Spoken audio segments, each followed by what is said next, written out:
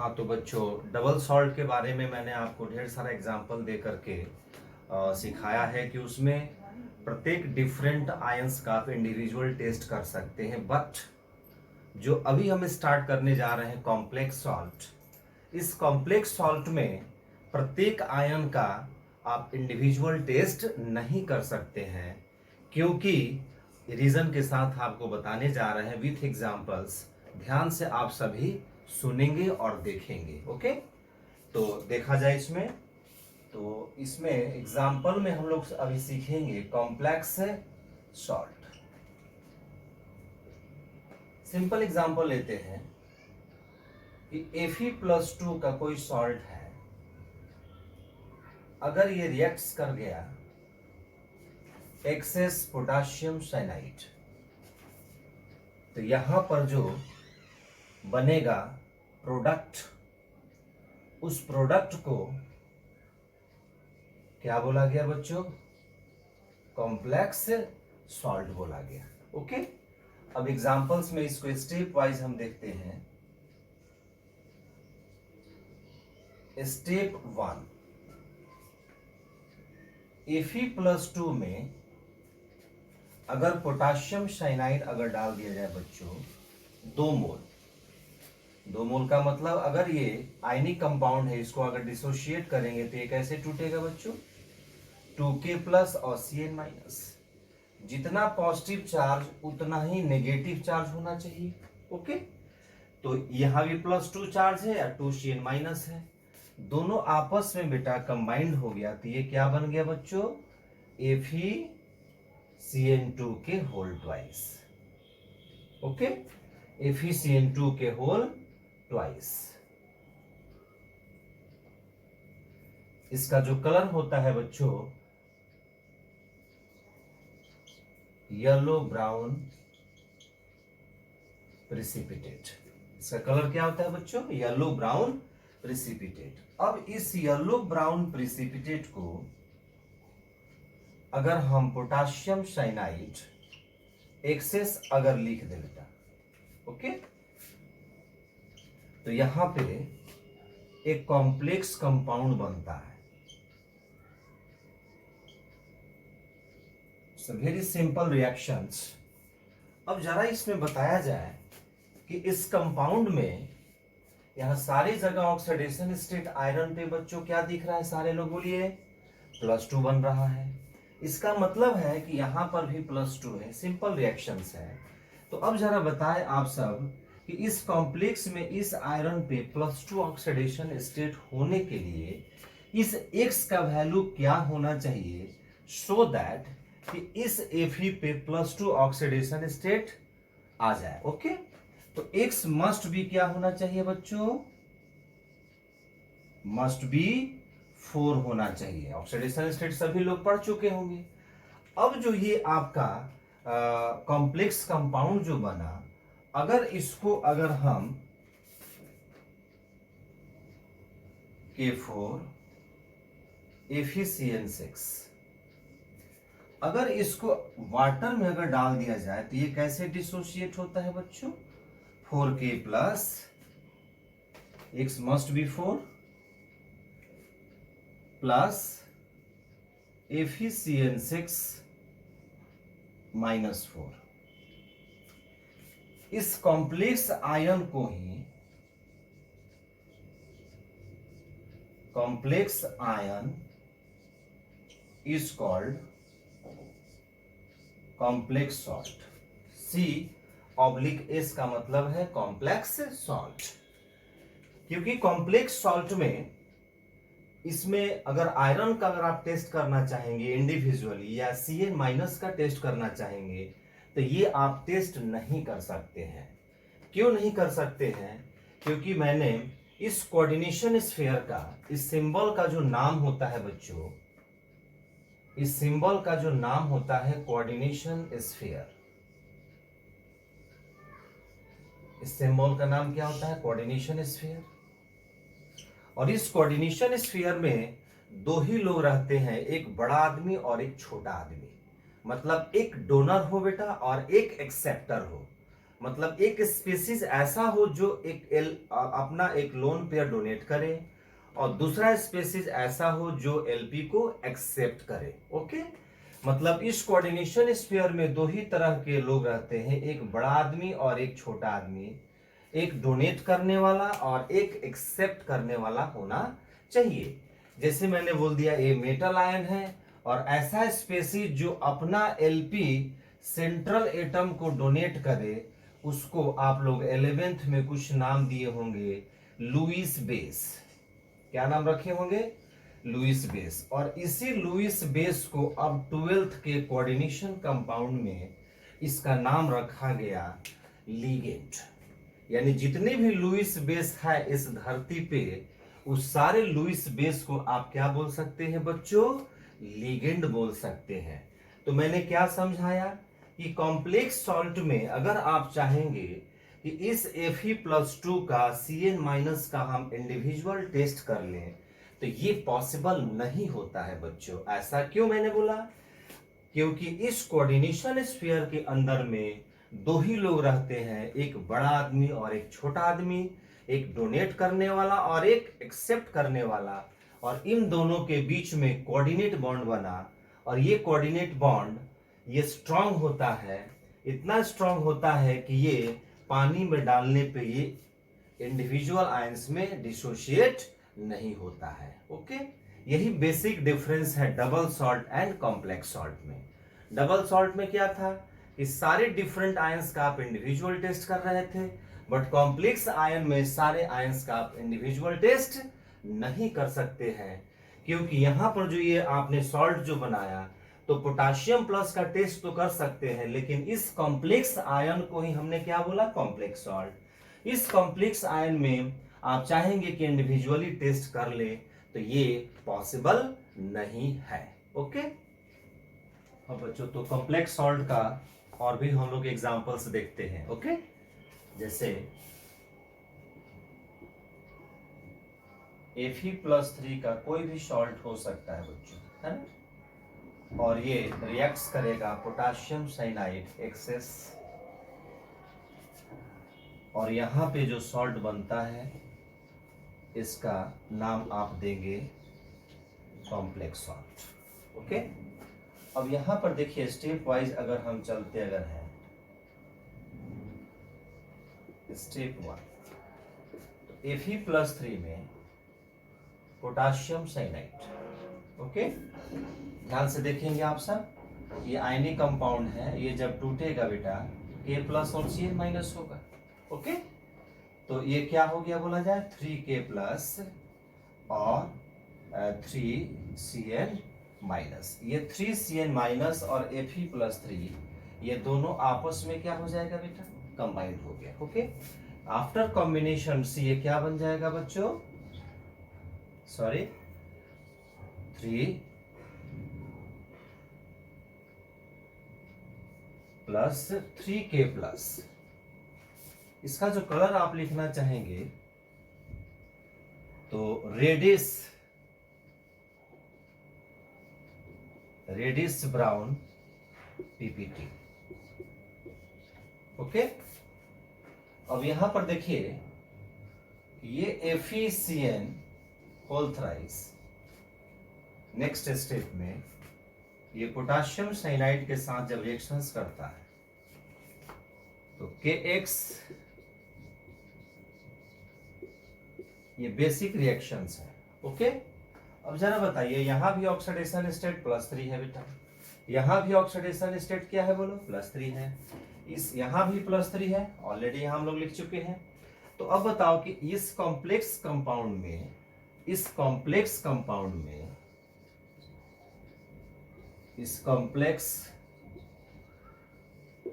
में जिसका जो कलर होता है येलो सॉल्यूशन होता है ये। ओके, ये यहां +3 होने के लिए इस x का वैल्यू क्या होना चाहिए? जरा सोचो जल्दी सभी लोग बच्चे। तो x का वैल्यू आप सबको क्या मिलेगा? 3 मिलेगा। अगर x का वैल्यू 3 हो गया यानी K3, तो अगर यहां ऑक्सीडेशन स्टेट निकालेंगे तो आपका +3 मैच कर जाएगा। ओके, सिंपल है। अब इसको अगर आप वाटर में अगर डाल देते हैं बच्चों, तो क्या बन गया 3K प्लस और Fe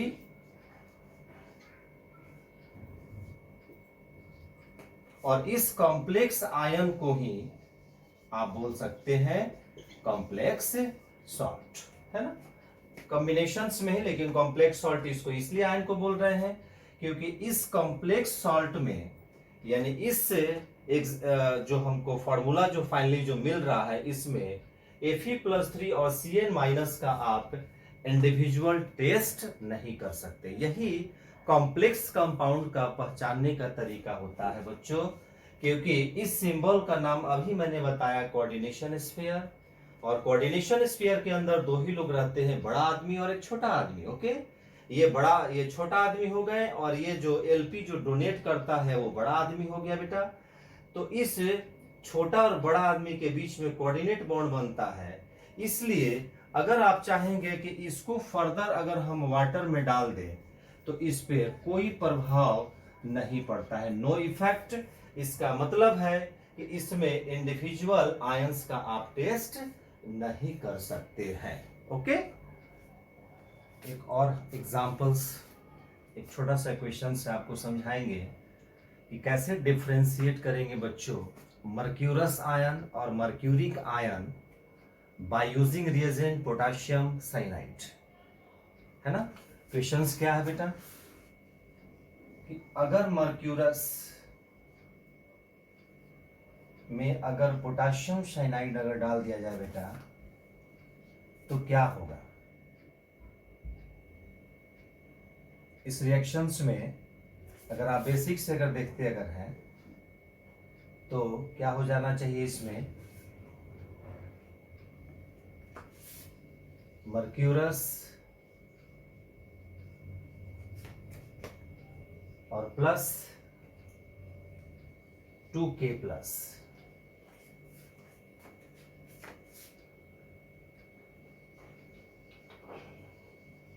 ये जो प्रोडक्ट है अनस्टेबल होता है, एंड सो ये फर्दर जो है बच्चों ये कंपाउंड अपने आप को क्या कर लिया, डिसप्रोपोर्शनेट कर लिया। ओके, डिकम्पोज कर गया और प्रोडक्ट में क्या बना,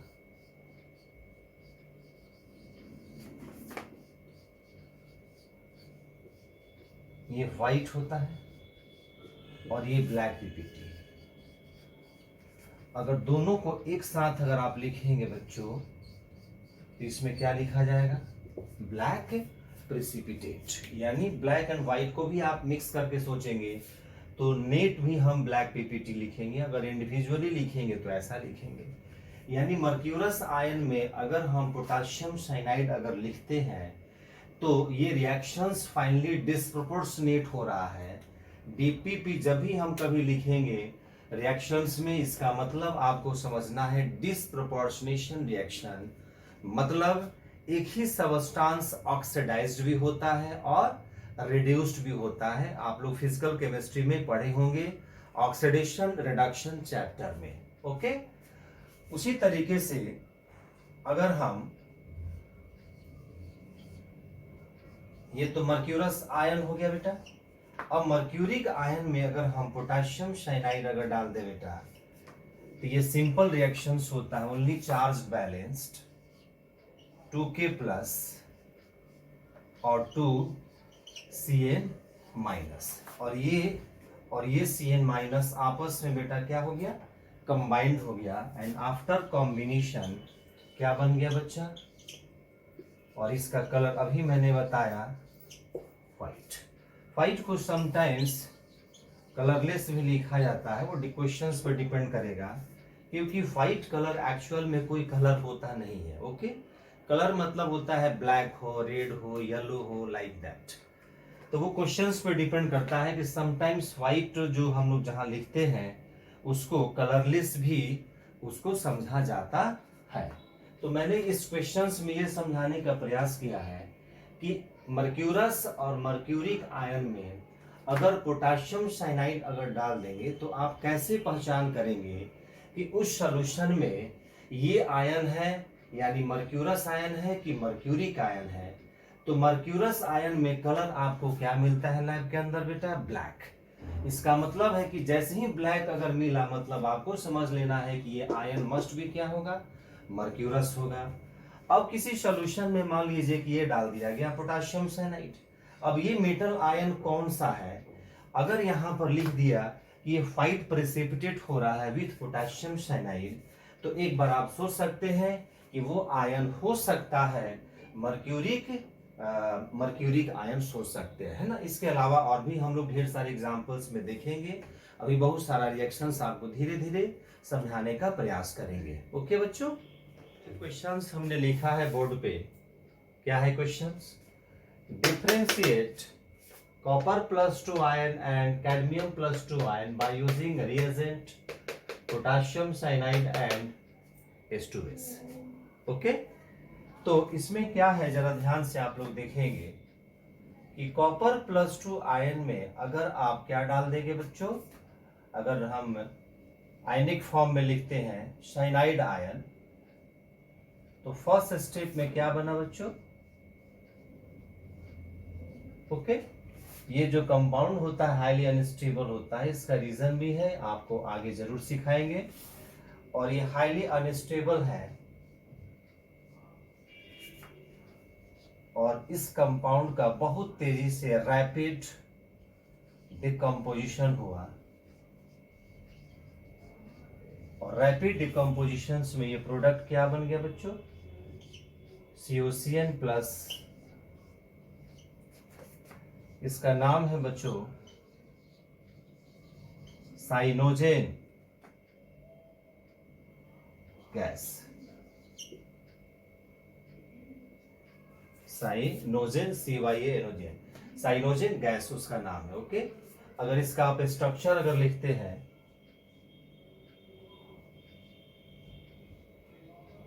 ऑर्गेनिक में आप लोग पढ़े होंगे हाइड्रोजिनेशन, निकेल, पैलेडियम या प्लैटिनम एज अ कैटलिस्ट इस्तेमाल होता है, तो ये क्या बन जाता है पता है आप लोगों को?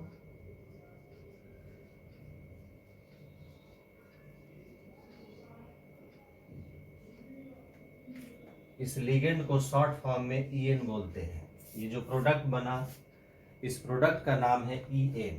EN का पूरा नाम होता है बच्चों इथाइलेन डाई अमीन। इथाइलेन डाई अमीन, ठीक है, वो तो मैंने ऐसे ही बता दिया आपको जानकारी के लिए। ओके, अब यहां पर जो COCN जो बना है आपका प्रोडक्ट, अगर ये एक्सेस CN माइनस में रिएक्ट कर लेता है बच्चों, तो यहां कॉम्प्लेक्स बना लिया। याद रखना है प्रोडक्ट में क्या लिखना है, यहां जब भी संख्या होगा 4 होगा, और यहां पर जरा बताइए x का वैल्यू क्या होगा, सो दैट यहां पर कॉपर पे ऑक्सीडेशन स्टेट क्या मिल जाए? +1। ये IT बहुत बार पूछा है इस क्वेश्चंस को, तो आप जरा ध्यान से देखिए यहाँ ऑक्सीडेशन स्टेट क्या है। ये स्पेशल केस है, जरा ध्यान से देखना है बच्चों। यहाँ भी ऑक्सीडेशन स्टेट +2 है, बट दिस कंपाउंड क्या है? अनस्टेबल है। अनस्टेबल के वजह से ये कंपाउंड जब डिकम्पोज हुआ, जब ब्रेक जब हुआ, तो यहाँ प्रोडक्ट में क्या बना? कॉपर +1। अब ये कॉपर +1 के कंपाउंड एक्सेस CN में जब रिएक्शंस करता है, तो इस एक्सेस CN का मतलब हो गया कितना मोल बच्चों? 4 मोल। अब जरा बताओ कि यहाँ जो प्रोडक्ट में जो कॉम्प्लेक्स कंपाउंड बनेगा, इस कॉम्प्लेक्स कंपाउंड में भी कॉपर का ऑक्सीडेशन स्टेट क्या होना चाहिए? +1 होना चाहिए, क्योंकि जो बच्चे कॉपर +2 में कॉम्प्लेक्स बनाएंगे 4 में, यहाँ जो 4 दिख रहा है, यहाँ पर x का वैल्यू कुछ और आ जाएगा। तो इसलिए मैंने स्टेप वाइज बता रहे हैं कि +2 नहीं रहा पोटाशियम साइनाइड में, कॉपर +2 साइनाइड आयन में वो +1 में चेंज हुआ, इसलिए फाइनली जो कॉम्प्लेक्स बनता है वो भी +1 में ही होगा। तो +1 जब यहाँ ऑक्सीडेशन स्टेट होगा, तो x का वैल्यू जरूर क्या होगा बच्चों? -3। और इस कॉम्प्लेक्स का जो रेट ऑफ फॉर्मेशन, जो कांस्टेंट का जो वैल्यू देखा गया बेटा, ये वेरी वेरी हाई। और यदि किसी कॉम्प्लेक्स का रेट ऑफ फॉर्मेशन कांस्टेंट बहुत ज्यादा अगर होता है, मतलब उस कॉम्प्लेक्स का स्टेबिलिटी जो होगा ऑल्सो वेरी वेरी हाई होता है बच्चों, और इसीलिए इस कॉम्प्लेक्स को बोला जाता है परफेक्ट कॉम्प्लेक्स बोला गया। क्या बोला गया? Perfect complex. और यही कारण है कि इस कॉम्प्लेक्स में अगर आप H2S अगर डाल देते हैं तो यहाँ पर फर्दर रिएक्शंस नहीं होता है, यानी दैट इज नो प्रिसिपिटेट। क्योंकि मैंने बता दिया आप लोगों को कि ये जो आपका कॉम्प्लेक्स कंपाउंड बनता है, इस कॉम्प्लेक्स कंपाउंड का एक्सपेरिमेंटली जो रेट ऑफ फॉर्मेशन कांस्टेंट का वैल्यू जो देखा गया वो बहुत ज़्यादा देखा गया, उसके वजह से स्टेबिलिटी भी बहुत ज़्यादा है। और स्टेबिलिटी बहुत ज़्यादा है, इसका मतलब है कि ये फर्दर किसी के साथ रिएक्शंस नहीं करना चाहेगा। और यही कारण है कि H2S में जब डालें तो यहाँ पर किसी तरह का प्रिसिपिटेशन नहीं मिला। अगर यहाँ पर कैडमियम अगर होता तो यहाँ पर परफेक्ट कॉम्प्लेक्स मिलता, और परफेक्ट कॉम्प्लेक्स अगर कैडमियम यहाँ +2 लेते हैं तो यहाँ जो कॉम्प्लेक्स मिलता है उसका रेट ऑफ फॉर्मेशन कांस्टेंट बहुत कम होता है, जिसके वजह से स्टेबिलिटी भी कम होगा और उसको इम्परफेक्ट कॉम्प्लेक्स बोलते हैं। ओके, और इम्परफेक्ट कॉम्प्लेक्स में H2S जब डालते हैं तो यहाँ रिएक्शंस होता है, यानी यहाँ पर कुछ ना कुछ प्रेसिपिटेट दिखाई देगा। वो कैसे देखेंगे? वो रिएक्शंस में आपको दिख जाएगा। ओके, +2 का भी जस्ट रिएक्शंस मैंने समझा दिया है। अब हम कैडमियम +2 का रिएक्शन समझाएंगे potassium cyanide with H2S। Okay, तो कैसा रिएक्शंस होगा?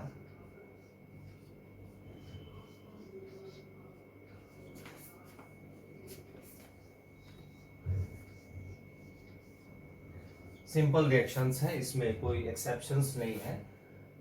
और ये जो कैडमियम, ये 5 ppt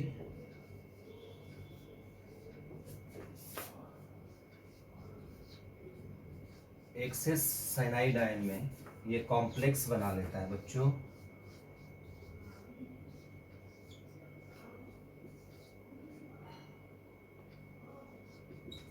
अब जरा बताइए कि यहाँ भी ऑक्सीडेशन स्टेट +2 है, यहाँ भी ऑक्सीडेशन स्टेट +2 है, यहाँ भी ऑक्सीडेशन स्टेट +2 है। इस कॉम्प्लेक्स में +2 होने के लिए जरा बताइए कि x का वैल्यू क्या होगा?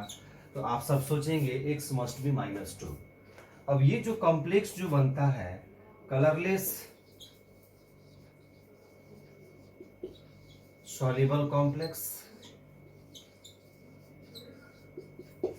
इसका rate of formation constant very low होता है बच्चों। वेरी लो होने की वजह से स्टेबिलिटी भी बहुत कम हो जाता है, और वैसे कॉम्प्लेक्स को नाम रखा गया इम्परफेक्ट कॉम्प्लेक्स बोला गया। परफेक्ट कॉम्प्लेक्स मतलब जिसका experimentally rate of formation constant ज्यादा हो। इम्परफेक्ट कॉम्प्लेक्स का मतलब जिसका rate of formation constant very कम हो, बहुत कम हो, तो स्टेबिलिटी भी कम होगा। और इस स्टेबिलिटी के कम होने की वजह से ये रिएक्शन इज एट इक्विलिब्रियम, मतलब इस कॉम्प्लेक्स में प्रत्येक आयन का टेस्ट आप कर सकते हैं। और ये तभी संभव है बच्चों, ये तभी संभव है जब उस कॉम्प्लेक्स का experimentally rate of formation constant क्या हो? बहुत कम हो। ओके, अब जरा इसमें ध्यान से देखेंगे कि जो रेट ऑफ इस इक्विलिब्रियम के वजह से जो कॉन्सेंट्रेशन जो होगा कैडमियम +2 आयन का वो इंक्रीज कर जाता है, और इस कैडमियम आयन के कॉन्सेंट्रेशन इंक्रीज होने की वजह से ये कॉम्प्लेक्स कंपाउंड H2S के साथ रिएक्शंस करके और वो प्रेसिपिटेट दे देता है बच्चों। इस प्रेसिपिटेट का कलर क्या है? Yellow precipitate. यानी कॉपर +2 में मैंने जब रिएक्शंस बताया तो रिएक्शंस बीच में रेडॉक्स हुआ, और ये कॉपर +2 कॉपर +1 में चेंज हो गया था, और कॉपर +1 के अकॉर्डिंग हमने कॉम्प्लेक्स बनाया था, और उस कॉम्प्लेक्स का स्टेबिलिटी बहुत ज्यादा था बच्चों। लेकिन कैडमियम के साथ जब हम ये लिखे कॉम्प्लेक्स तो इसका एक्सपेरिमेंटली जब डाटा देखा गया तो रेट ऑफ फॉर्मेशन कांस्टेंट बहुत कम होने की वजह से इसका एक जो टेक्निकल वर्ड यूज किया जाता है इम्परफेक्ट कॉम्प्लेक्स, जब भी कोई कॉम्प्लेक्स इम्परफेक्ट अगर कोई बोलता है, दैट मीन्स कि rate of formation constant should be very very low. और उसकी वजह से इसमें कैडमियम का भी टेस्ट आप कर सकते हैं और साइनाइड आयन का भी टेस्ट कर सकते हैं। ये स्पेशल केस हो जाएगा कब, जब इम्परफेक्ट कॉम्प्लेक्स होगा बच्चों, है ना। और इसके वजह से कैडमियम आयन का कॉन्सेंट्रेशन बढ़ गया, और कॉन्सेंट्रेशन बढ़ने की वजह से ये H2S के साथ आसानी से रिएक्ट कर गया और यहाँ प्रेसिपिटेट मिला yellow colour cadmium sulphide. Okay.